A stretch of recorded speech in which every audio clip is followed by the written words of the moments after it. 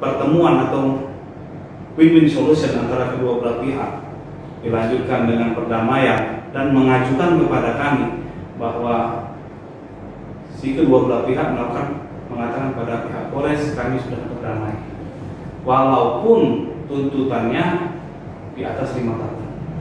Jadi untuk atas dasar keadilan dan untuk menciptakan situasi yang sama seperti yang sebelum terjadi tindak pidana, kami mengambil kesimpulan atau mengambilkan tindakan bahwa ini pantas untuk dilakukan restoratif justice.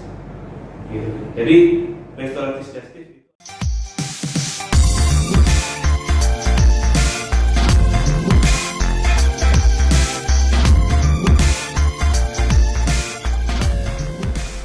Oke, assalamualaikum warahmatullahi wabarakatuh. Selamat sore pemirsa Linggau Post Channel.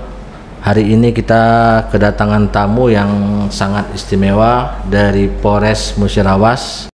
Mungkin tidak asing lagi, beliau ini sebelumnya pernah menjabat sebagai Kapolsek Kelingi. Beliau juga pernah menjabat sebagai Kasat Reskrim Polres Musirawas Utara. Langsung saja kita sapa beliau, Bapak AKP Dedi Rahmat Hidayat, Kasat Reskrim Polres Musirawas. Selamat sore Pak Kasat. Selamat sore Mas Budi. Apa kabar Pak Kasat ini sore ini? Alhamdulillah saat ini keadaan sehat walafiat. Alhamdulillah. Terima kasih Pak Kasat sudah berkesempatan hadir di studio Linggau Post Channel. Hari ini mungkin kita akan membahas ada satu pertanyaan mungkin di tengah masyarakat. Apakah suatu kasus itu harus diselesaikan dan berakhir di pengadilan tindak pidana? Nah, mungkin ini banyak masyarakat yang belum tahu. Mungkin saya pernah dengar ada peraturan Kapolri, namanya itu ada program restoratif justice. Nah, di sini mungkin pemirsa bisa kita tanyakan langsung kepada Pak Kasat, apa sih itu program restoratif justice dan apa saja yang bisa masyarakat ikuti dalam program ini?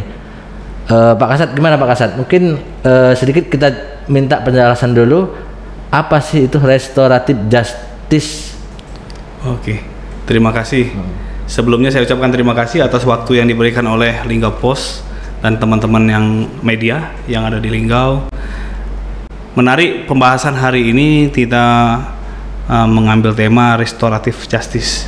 Tentu selama ini kita kenal penyelesaian perkara di luar pengadilan, itu sama dengan artinya restoratif justice. Dari kepolisian sendiri, Kapolri telah mengeluarkan peraturan Kapolri nomor 8 tahun 2021 tentang tata cara maupun segala bentuk untuk melakukan restoratif justice. Semua kasus sudah dibahas semua di situ. Nanti pelan-pelan kita jawab. Kalau boleh tahu nih Pak Kasat, kira-kira kategori kasus apa saja sih yang mungkin bisa diselesaikan dalam program restoratif justice ini? Baik Mas Budi, yang lebih menarik lagi dalam Perkap nomor 8 tahun 2001, di situ mengatur seluruh tindak pidana yang bisa direstoratif justice kan. Semuanya bisa. Semuanya bisa. Baik itu kasus pencurian, baik itu kasus pencurian dengan kekerasan maupun kasus pembunuhan. Menarik kan? Kasus pembunuhan bisa di restoratif justice. Kasus pembunuhan itu? Ya. Mungkin ada lebih spesifik lagi. Bagaimana sih kok bisa kasus pembunuhan itu bisa diselesaikan di luar dari pengadilan itu Pak Kasat? Memang di daerah-daerah tertentu di seluruh Indonesia kita ada yang menggunakan hukum adat maupun hukum yang dipakai oleh daerah itu. Jadi memang kalau kita Sumatera Selatan khususnya apalagi Musirawas, kita tidak punya peraturan adat. Tapi di beberapa tempat di Indonesia seperti di Papua itu memang sudah ada dan sudah dilaksanakan. Apabila ada perang suku, ada yang meninggal dunia, itu kalau di sana diganti dengan hewan babi. jadi sudah dilaksanakan. Tapi memang untuk di kita khususnya Sumatera ini belum ada. Di beberapa daerah di Indonesia yang sudah Berarti mungkin untuk program restoratif justice ini mungkin mereka penerapannya mungkin mengikuti hukum adat tadi, Pak? Betul. Hukum adat tadi didahulukan. Memang tujuan dari restoratif justice itu sendiri biar masyarakat seluruhnya tahu bahwa penyelesaian perkara di luar pengadilan, yaitu dengan melibatkan masyarakat, korban, dan pelaku. Jadi di sini diberikan ruang yang sebesar-besarnya kepada masyarakat atau tokoh-tokoh termasuk dari korban dan pelaku apabila terjadi perdamaian ataupun titik temu win-win solution antara kedua belah pihak untuk tujuannya menciptakan situasi yang sama seperti sebelum terjadinya tindak pidana. Jadi aman, damai, tentram. Oke pemirsa, mungkin sepintas tadi penjelasan sudah sedikit menjawab pertanyaan kita bahwa tindak pidana itu tidak mesti diselesaikan di pengadilan. Nah mungkin ada satu pertanyaan mungkin di sini, bagaimana sih mungkin terduga, tersangka atau orang yang terlibat dalam masalah itu bisa mengajukan restorasi justice itu, Pak Kasat? Betul. Kita ambil contoh seperti ada kejadian di Nusa Tenggara Barat, Lombok. Ya, Lombok. Saat itu viral selaku korban begal karena dia melawan atau melindungi dirinya untuk menjaga dirinya dari begal. Jadi dia melakukan perlawanan kepada si pelaku begal sehingga si pelaku begal itu sendiri meninggal dunia. Dari kejadian itu, nah satu lagi, Perkap Kapolri mengatur restoratif justice. Jadi kita atas dasar keadilan untuk si pelaku atau korban pada saat itu tidak dikenakan hukuman tindak pidana melainkan di SP3K. Itu sama seperti itu contoh. Terus yang kedua, kami juga menangani yang beberapa kali malah di Satreskrim Polres Musirawas adanya kasus pencurian yang kebanyakan di sini ada masih anak-anak, baik itu yang sudah putus sekolah maupun yang masih duduk di sekolah baik tingkat SMP maupun SMA. Jadi dengan dasar Perkap nomor 8 tahun 2001 kita melakukan restoratif justice, yaitu mempertemukan antara korban dengan pihak perusahaan ataupun dengan pelaku untuk mencari solusi yang terbaik. Nah, atas pertemuan itu atau kita menyarankan untuk melakukan perdamaian, sebagian besar si korban atau perusahaan merasa memberikan peluang atau memberikan kesempatan lagi kepada si anak untuk mengubah atau memaafkan perbuatannya. Dari hasil pertemuan atau win-win solution antara kedua belah pihak dilanjutkan dengan perdamaian dan mengajukan kepada kami bahwa si kedua belah pihak mengatakan pada pihak Polres kami sudah berdamai walaupun tuntutannya di atas 5 tahun. Jadi untuk atas dasar keadilan dan untuk menciptakan situasi yang sama seperti yang sebelum terjadi tindak pidana, kami mengambil kesimpulan atau mengambilkan tindakan bahwa ini pantas untuk dilakukan restoratif justice gitu. Jadi restoratif justice itu adalah penyelesaian perkara tanpa persidangan. Dan ruang gitu, persidangan, Pak Asad, ya. Pemirsa, mungkin banyak yang beranggapan mungkin Pak Kasat, wah artinya enak nih kalau misal aku mencuri dimaafkan, artinya bebas.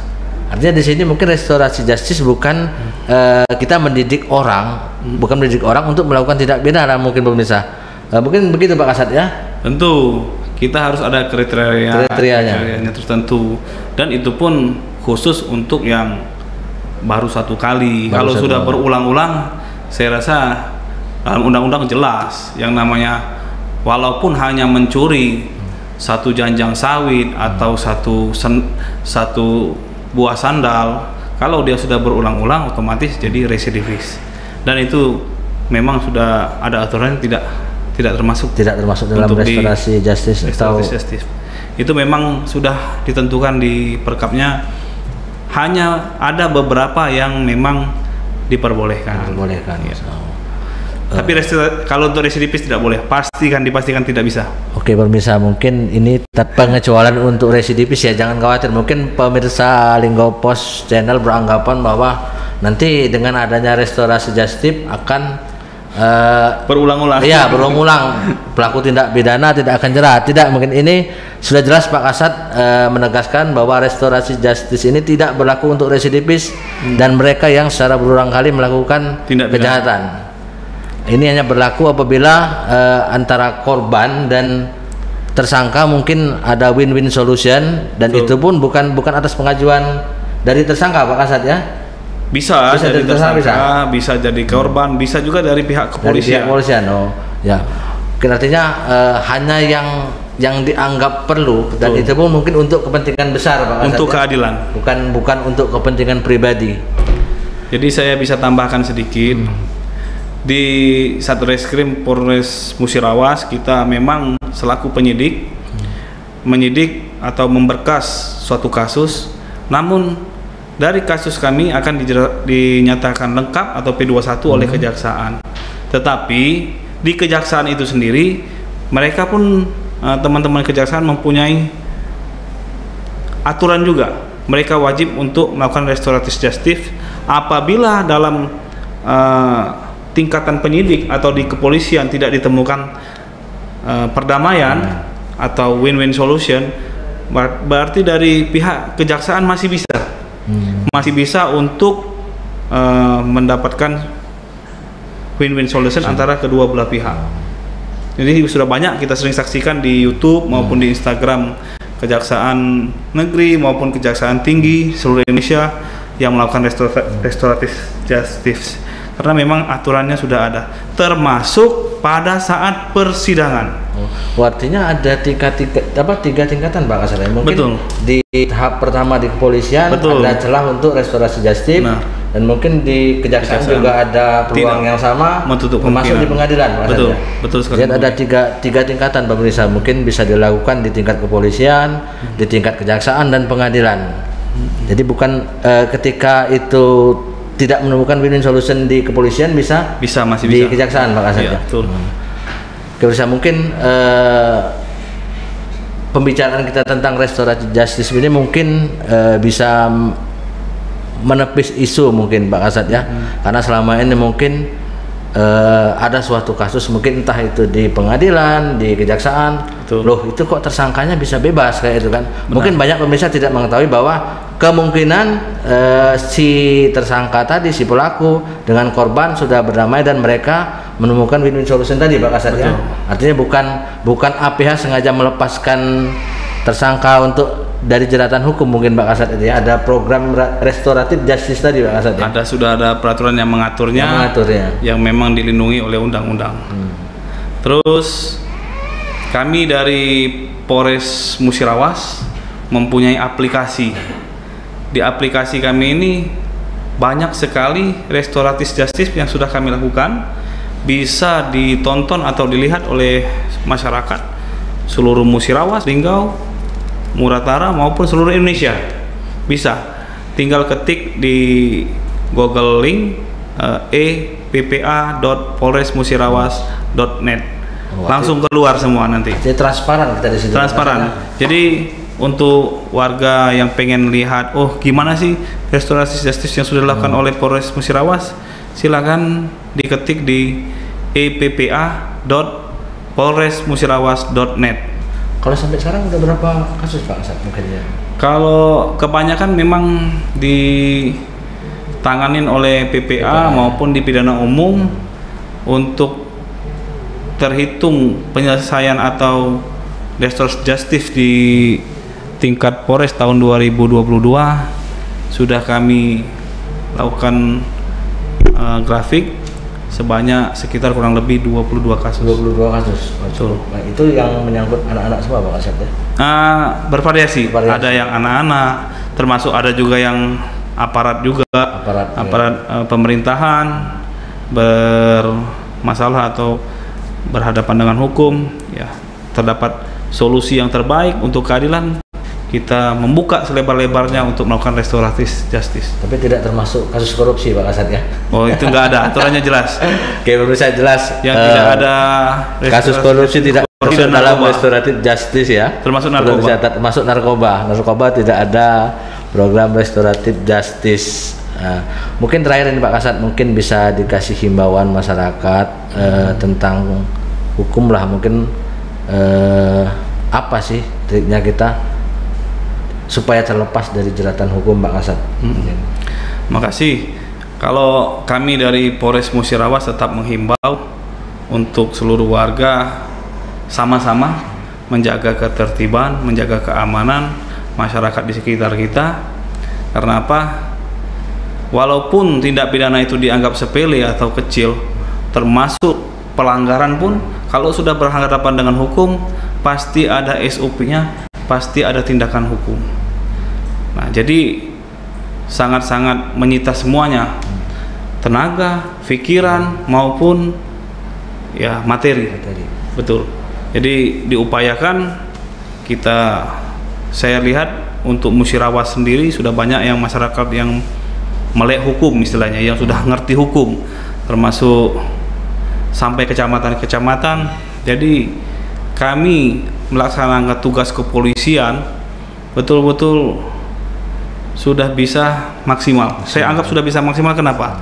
Dari pihak kami Polres Musirawas, Bapak Kapolres AKBP Gusti Ahmad Gusti Hartono SIK memerintahkan dari jajaran Kapolsek maupun di bawah Polsek ada Babin Kaptipmas untuk selalu turun ke lapangan, untuk selalu menyentuh masyarakat yang ada di desa-desa agar tahu apa kejadian-kejadian yang terjadi, apa keluhan maupun kasus-kasus yang viral di desa atau di daerahnya, sehingga masyarakat benar-benar tahu kehadiran polisi sangat pun diharapkan oleh masyarakat Musirawas khususnya. Oke, Pak Kasat. Itulah pemirsa, mungkin dapat pemirsa ketahui bahwa saat ini di Musirawas tidak hanya di markas kepolisian Polres Musirawas yang ada polisi, mungkin di titik tertentu di desa sesuai dengan arahan Pak Kapolres mungkin anggotanya disebar, dan ini semata-mata untuk menjaga keamanan wilayah Kabupaten Musirawas. Betul. Dari tindak kriminal mungkin pemirsa banyak yang belum mengetahui ini Pak Kasat mungkin ya, ada satu ikon di balik keberhasilan dari Polres Musirawas mengungkap kasus. Nah, ini ada namanya, saya dengar tim Landa. Ya. Mungkin pemirsa pengen tahu, mungkin ada yang belum tahu apa sih tim Landa itu.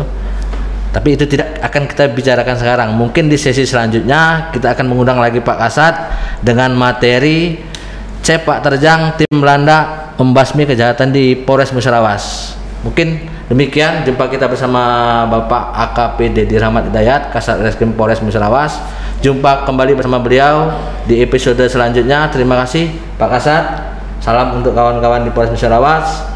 Wabillahi taufiq wal hidayah. Wassalamualaikum warahmatullahi wabarakatuh. Waalaikumsalam warahmatullahi wabarakatuh.